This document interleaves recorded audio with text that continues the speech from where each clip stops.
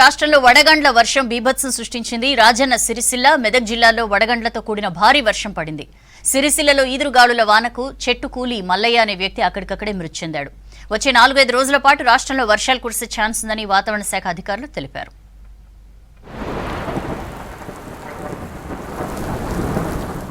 రాష్ట్ర వ్యాప్తంగా పలు జిల్లాల్లో మోస్తారు నుంచి భారీ వర్షాలు కురిశాయి. రాజన్న సిరిసిల్ల జిల్లాలోని పలు మండలాల్లో ఉరుములు మెరుపులతో కూడిన వడగండ్ల వాన బీభత్సం సృష్టించింది. ముస్తాబాద్ మండలంలో ఈదురు గాలులతో కూడిన వడగండ్ల వాన పడింది. ముస్తాబాద్ కొత్త బస్టాండ్ దగ్గర వర్షానికి చెట్టు విరిగిపడింది. ఘటనలో మల్లయ్య అనే వ్యక్తి మృతి చెందాడు. వేములవాడలో ఈదురు గాలులతో కూడిన వర్షం పడింది. అటు మెదక్ జిల్లాలోనూ వడగండ్ల వర్షం కురిసింది. నిజాంపేట్, రామాయంపేట్, తూప్రాన్, చిన్న శంకరంపేట మండలంలో ఈదురు గాలులతో కూడిన వడగండ్ల వాన పడింది.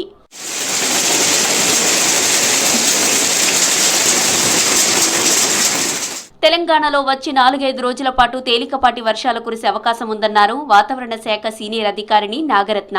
ఈదురు గాలులు, పిడుగులతో వర్షాలుంటాయని తెలిపారు. వర్షాలు కురిసే సమయంలో రైతులు అప్రమత్తంగా ఉండాలని సూచించారు నాగరత్న. వర్షపాతం చూసుకున్నట్లయితే పలు చోట్ల ఈ థండర్స్టార్మ్స్ అంటే ఉరుములు మెరుపులతో కూడినటువంటి వర్షం పశ్చిమ జిల్లాల్లోని, ఈశాన్య జిల్లాల్లోని ఉండే అవకాశం ఉంది. పశ్చిమ జిల్లాల్లో కూడా ఒక్కొక్కప్పుడు వడగండ్ల వర్షము ఉండే అవకాశాలు కనిపిస్తున్నాయి. 2 రోజుల తర్వాత భారీ వర్షం కూడా కొన్ని చోట్ల ఉండే అవకాశం ఉంది. హైదరాబాద్ లో మధ్యాహ్నం వరకు మబ్బు టెండలు జనానికి చెమటలు పట్టించాయి. సాయంత్రానికి వాతావరణం ఒక్కసారిగా చల్లబడింది. సిటీలోని చాలా ప్రాంతాల్లో మేఘావృతమైంది. మియాపూర్, చందానగర్ పరిసర ప్రాంతాల్లో జల్లులు కురిశాయి. ఇప్పటికే కొన్ని జిల్లాలకు వాతావరణ శాఖ యెల్లో అలర్ట్ జారీ చేసింది. హైదరాబాద్, రంగారెడ్డి సహా ఉత్తర తెలంగాణలోని పలు జిల్లాల్లో భారీ వర్షాలకు ఛాన్స్ ఉందన్న వాతావరణ శాఖ ఉమ్మడి వరంగల్, నల్గొండ, మహబూబ్ నగర్ జిల్లాల్లోనూ వానలకు అవకాశం ఉన్నట్లు తెలిపింది.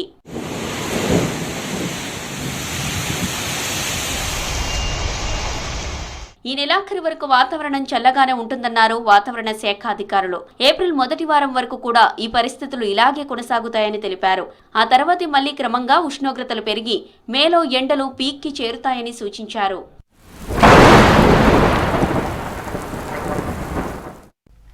ఎన్నికలు దగ్గర పడుతుండటంతో మిగిలిన స్థానాల్లో అభ్యర్థుల్ని ప్రకటించేందుకు కాంగ్రెస్ సిద్ధమైంది. రేపు మరో లిస్టు విడుదల చేసేందుకు స్క్రీనింగ్ కమిటీతో పాటు పార్టీ కేంద్ర ఎన్నికల కమిటీ భేటీ కానున్నాయి. ఇటు ఢిల్లీ పర్యటనలో ఉన్న రేవంత్ అధిష్టానం పెద్దలతో వరుసగా భేటీ అవుతున్నారు. రాష్ట్రంలో తాజా పరిస్థితులు వివరించారు. ఢిల్లీ పర్యటనలో ఉన్న సీఎం రేవంత్ రెడ్డి అధిష్టానం పెద్దలతో వరుసగా భేటీ అవుతున్నారు. రాష్ట్రంలో ప్రచార వ్యూహాలు, సభలపై సుదీర్ఘంగా చర్చించారు. సాయంత్రం టెన్జన్ పద్కు వెళ్లిన సీఎం సోనియా, రాహుల్ గాంధీతో భేటీ అయ్యారు. రేపు కాంగ్రెస్ మరో లిస్టు విడుదల కానుండటంతో సీఎం రేవంత్ భేటీ ఆసక్తిగా మారింది. ఇటీవల పార్టీలో చేరిన బలమైన నేతలకు టికెట్ల కన్ఫామ్ వంటి కీలక అంశాలపై సోనియాతో చర్చించినట్లు తెలుస్తోంది. రాష్ట్రంలో చేరికలు, 100 రోజుల పాలనపై అధిష్టానానికి సీఎం రేవంత్ రెడ్డి బ్రీఫింగ్ ఇచ్చారు. రేపు ఢిల్లీలో కాంగ్రెస్ వర్కింగ్ కమిటీ సమావేశం కానుంది. ఏఐసీసీ హెడ్ ఆఫీస్ లో ఉదయం 10 గంటలకు మీటింగ్ ప్రారంభం కానుంది. వచ్చే లోక్సభ ఎన్నికల మేనిఫెస్టోకు సమావేశం ఆమోదం తెలపనుంది.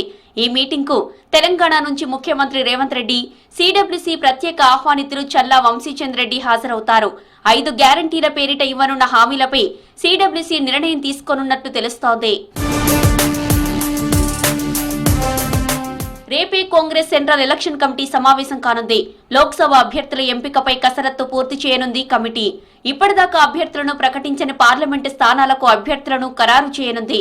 మెజార్టీ స్థానాలకు అభ్యర్థులని ప్రకటించనుంది కాంగ్రెస్. 2 జాబితాల్లో ఇప్పటి వరకు 82 లోక్సభ స్థానాలకు అభ్యర్థుల్ని ప్రకటించింది కాంగ్రెస్. ఇక తెలంగాణలో 4 లోక్సభ స్థానాలకే ఇప్పటి వరకు అభ్యర్థులను ప్రకటించింది. పెండింగ్ లో ఉన్న 13 స్థానాలకు రేపు అభ్యర్థులను ఫైనల్ చేస్తారని తెలుస్తోంది.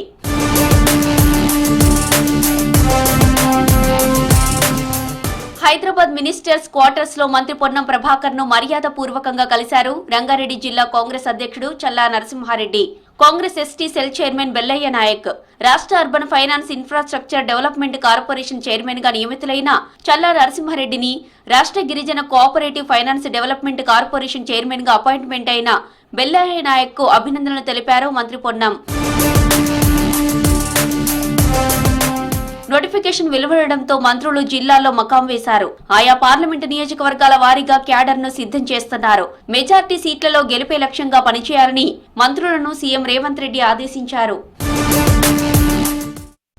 వికసిత్ భారత్ వికసిత్ తెలంగాణ బీజేపీ లక్ష్యమన్నారు ప్రధాని మోదీ. రాష్ట్రాన్ని బీఆర్ఎస్ దోచుకుంటే కాంగ్రెస్ ఏటీఎంగా మార్చుకుందని విమర్శించారు. అవినీతి చేసే ఏ ఒక్కరిని తమ ప్రభుత్వం వదిలిపెట్టదని హెచ్చరించారు. జగిత్యాలలో నిర్వహించిన సభకు హాజరయ్యారు. దేశంలో మోదీ హ్యాట్రిక్ కొట్టబోతున్నారన్నారు బీజేపీ లీడర్లు.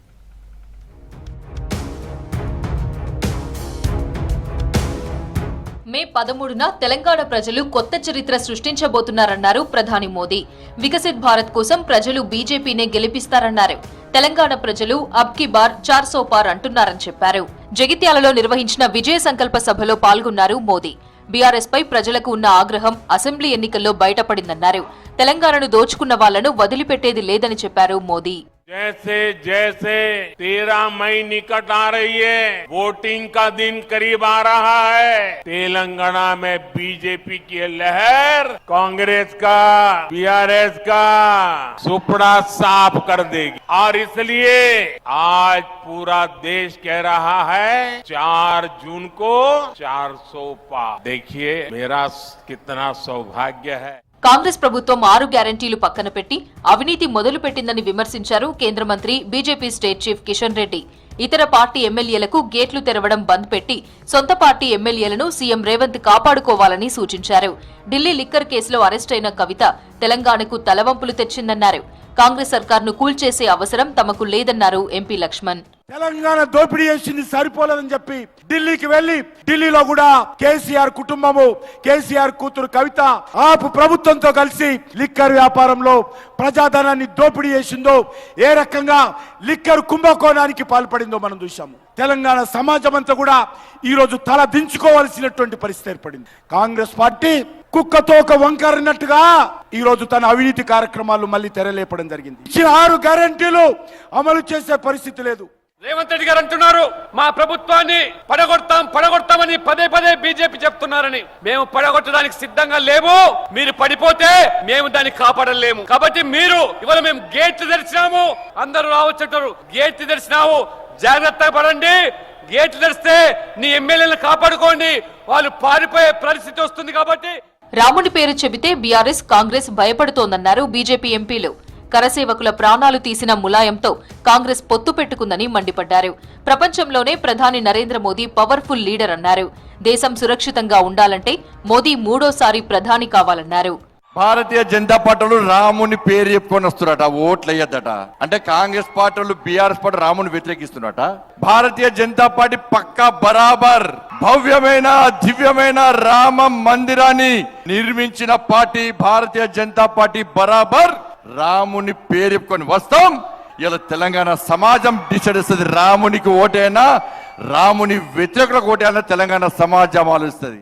ఇవాళ భారతదేశానికి వ్యతిరేకంగా ఎవరన్నా మాట్లాడాలన్నా కన్నెత్తి చూడాలన్నా ఒకటికి 2 సార్లు ఆలోచించుకోవాల్సిన అవసరం పడుతున్నదంటే అది నరేంద్ర మోడీ గారి వల్ల సాధ్యమైంది. ఇప్పటి వరకు 75 సంవత్సరాల చరిత్రలో భారతదేశాన్ని ఇంత గౌరవప్రదంగా ప్రపంచ స్థాయిలో నిలబెట్టిన నాయకులు మరి ఎవ్వరూ లేరు. ప్రపంచంలోనే కోట్లాది ప్రజలు లక్షల సార్లు పలుకుతున్న నినాదం Modi. Shortest and most powerful slogan in the world today is Modi. Parliament ఎన్నికల ప్రచారంలో భాగంగా జగిత్యాలలో విజయ సంకల్ప సభను నిర్వహించింది బీజేపీ. సభకు ముఖ్య అతిథిగా హాజరై బీఆర్ఎస్ కాంగ్రెస్ పై విమర్శలు గుప్పించారు ప్రధాని మోదీ. మోదీ వ్యాఖ్యలకు స్ట్రాంగ్ కౌంటర్ ఇచ్చారు కాంగ్రెస్ ఎమ్మెల్సీ జీవన్ రెడ్డి. ఓట్ల కోసం ప్రధాని పచ్చి అబద్దాలు ప్రచారం చేస్తున్నారన్నారు. కృష్ణా జలాలను తెలంగాణనే ఎక్కువ వాడుతోందని కృష్ణా రివర్ బోర్డు చెప్పడంపై ఆగ్రహం వ్యక్తం చేశారు కోదండరెడ్డి. బ్రజేష్ కుమార్ ట్రైబ్యునల్ తీరుతో నీటి కేటాయింపులన్నీ పక్కదారి పట్టాయన్నారు. కాంగ్రెస్ సర్కార్ను కూల్చాలని చూస్తూ ఊరుకోమన్నారు ఎమ్మెల్యే రామ్మోహన్ రెడ్డి. అసెంబ్లీ ఎన్నికల్లో బీఆర్ఎస్ గెలుస్తుందన్న నమ్మకంతోనే ఇంతకాలం కవితను అరెస్ట్ చేయలేదన్నారు కాంగ్రెస్ ఎమ్మెల్సీ జీవన్ రెడ్డి. రాష్ట్రంలో బీఆర్ఎస్ కు పట్టిన గతే దేశంలో బీజేపీకి పట్టడం ఖాయమని హెచ్చరించారు. తెలంగాణలో బీజేపీ అకౌంట్ ఓపెన్ కాదన్నారు. పాకిస్తాన్తో యుద్ధం చేసింది, మెడలు వంచింది కాంగ్రెస్ పార్టీ అన్నారు. జగిత్యాల బీజేపీ విజయ సంకల్ప సభలో ప్రధాని మోదీ అబద్దాలు మాట్లాడడం సరికాదన్నారు జీవన్ రెడ్డి. కవిత ఎందుకు పక్కన పెట్టావు? 2023లో ఏదైతుందో నీ అంచనాలకు అనుగుణంగా కాంగ్రెస్ పార్టీ గెలితే 30 గెలుతుంది కావచ్చు, ఓ 10 తక్కువ లేదా పక్కపొంటి ఎంఐఎం లేదా, हम दोनों मिलकर उसको बचा सकते हैं ना। यही अंदाज से जो है నువ్వేదైతుందో మోడీ కవిత గారిని అరెస్ట్ చేయడం పక్కన పెట్టివా. మోడీ గారు ఎప్పటికైనా ఎవరినైనా కానీ వాడుకొని వదిలేయడం ఆయనకు అలవాటు, నైజం అది. ఈడ కేసీఆర్ నిన్నటిదాకా వాడుకోరు, ఇద్దరు అయితట్లేదురా పట్టింది లోపల పెడితే నాకు క్రికెట్ లోపల పెట్టి. మంచిర్యాల జిల్లా భీమారంలో పర్యటించారు చెన్నూరు ఎమ్మెల్యే వివేక్ వెంకటస్వామి. లక్ష్మీదేవి అమ్మవారి బోనాల్లో పాల్గొన్నారు. డప్పు చప్పులతో గ్రామస్తులు వివేక్ వెంకటస్వామికి ఘన స్వాగతం పలికారు. ఆలయంలో ప్రత్యేక పూజలు చేసిన వివేక్ వెంకటస్వామికి పూజారులు తీర్థప్రసాదాలు అందించారు. ఆ తర్వాత వివేక్ వెంకటస్వామిని శాలువాతో సత్కరించారు.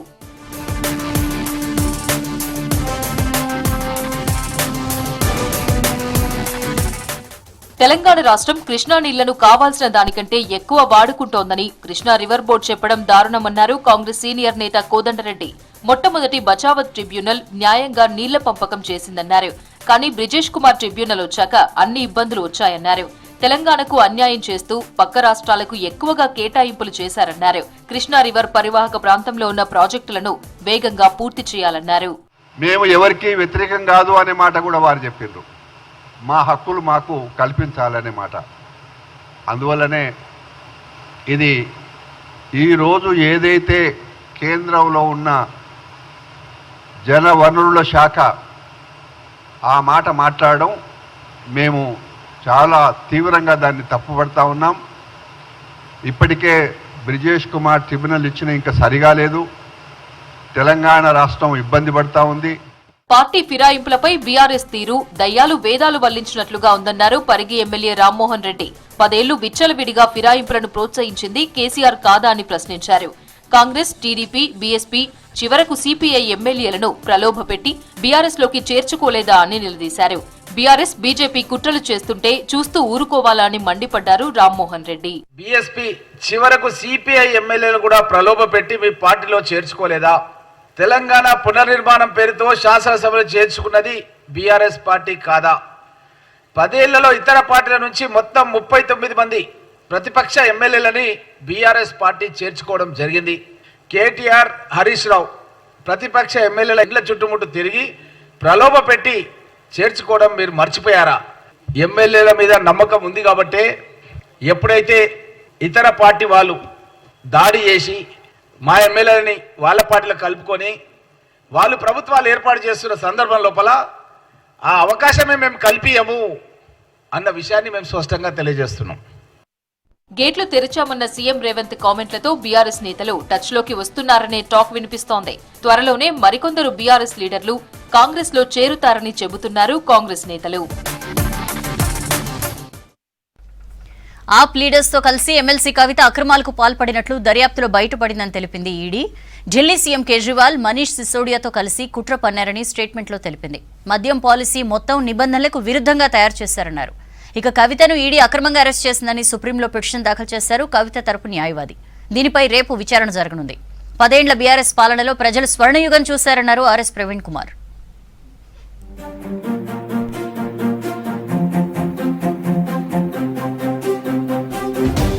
బీఆర్ఎస్ నేత ఎమ్మెల్సీ కవిత అరెస్టుకు సంబంధించి ఈడీ అధికారిక ప్రకటన రిలీజ్ చేసింది. లిక్కర్ పాలసీకి అరవింద్ కేజ్రీవాల్, మనీష్ సిసోడియాలతో కలిసి కుట్ర చేసినట్లు తెలిపింది. కవిత ఇంట్లో సోదాలు చేస్తుండగా కవిత బంధువులు ఆటంకం కల్పించారని ట్విట్టర్ లో తెలిపింది ఈడీ. కవిత ఆప్ లీడర్లతో కలిసి లిక్కర్ పాలసీని లీక్ చేశారని ప్రకటనలో తెలిపింది. 100 కోట్లను అక్రమంగా ఆప్ నేతలకు చేర్చారని తెలిపారు ఈడీ అధికారులు. లిక్కర్ కేసులో ఇప్పటి వరకు 15 మందిని అరెస్టు చేసినట్లు తెలిపింది. ఢిల్లీ లిక్కర్ స్కామ్ లో 128 కోట్ల 79 లక్షలు సీజ్ చేసినట్లు ఈడీ పేర్కొంది.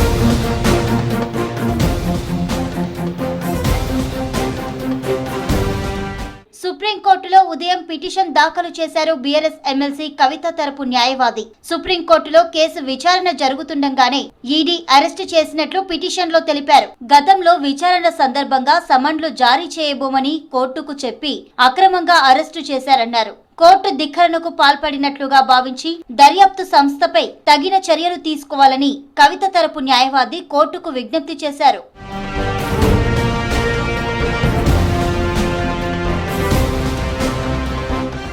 బీఎస్పీ రాష్ట్ర మాజీ అధ్యక్షుడు ఆర్ఎస్ ప్రవీణ్ కుమార్ గులాబీ గూటికి చేరారు. మాజీ సీఎం కేసీఆర్ సమక్షంలో బీఆర్ఎస్ లో చేరారు ఆర్ఎస్పీ.